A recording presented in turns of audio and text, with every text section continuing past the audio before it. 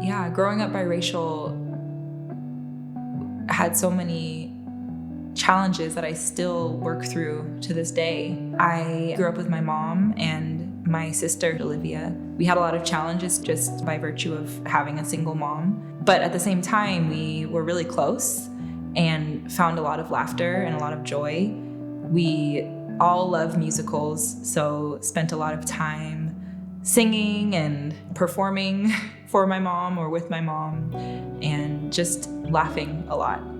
Growing up as a Buddhist seems like it would be cool, but it was for me actually really hard because, I was already different, having a white mother and my dad is Nigerian and being, brown skinned. But then on top of that, I was Buddhist. I just wanted something that felt normal, something that felt like everyone else. As opposed to one more thing that set me apart from my peers. In high school, it became really clear that specific girls really wanted to have me choose a side and would tell me all the time, why are you acting Black? Why are you acting white? What are you? I did question it all the time. Well, what am I? Do I need to choose? How do I pair how I see myself versus how people see me?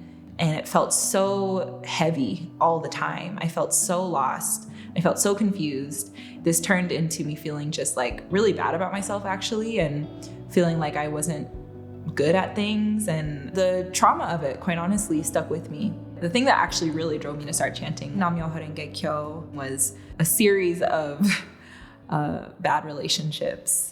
Starting with one that lasted almost a year. I was chanting every day for his happiness. And that was really the thing that got me to chant consistently. But to the point where I was forgetting to chant for my own happiness. So at the end of that relationship, I remember he wrote me just this long message with just all of these horrible, mean things. But I had started chanting every day already.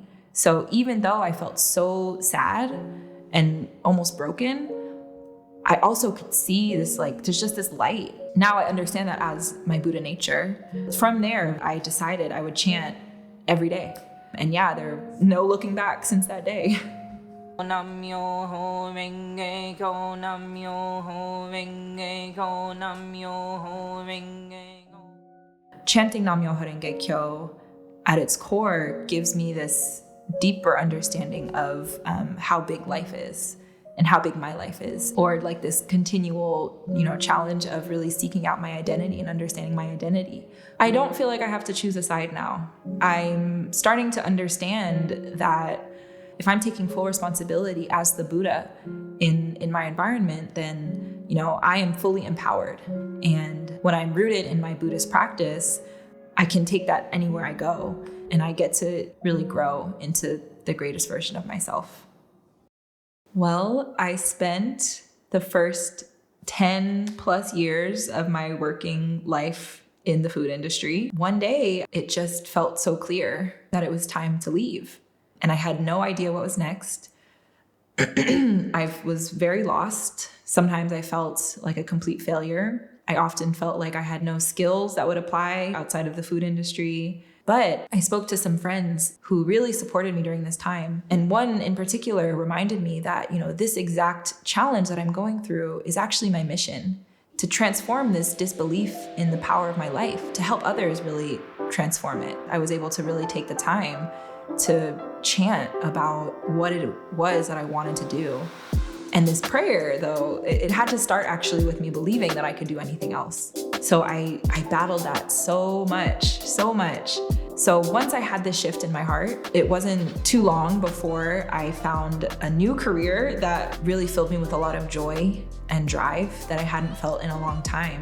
I recently completed a fully immersive UX design program where I was able to put together a full body of work. And I felt just so victorious, not just because I had completed this program, but I also won over myself over and over and over again, and continuing to go after a dream that at so many times I have felt like is impossible. So that felt like the real win. Ain't it the sweetest thing you've ever seen? Okay, back to it. If I was to tell a young person struggling with a few or some or maybe one of the things that I have struggled with in my life, I would encourage them to believe that they're capable in their own lives and they have everything they need already to really shift whatever it is that they want to shift, whether in their hearts or in their environments. So it starts with us really believing. And when we have that, we can really do anything.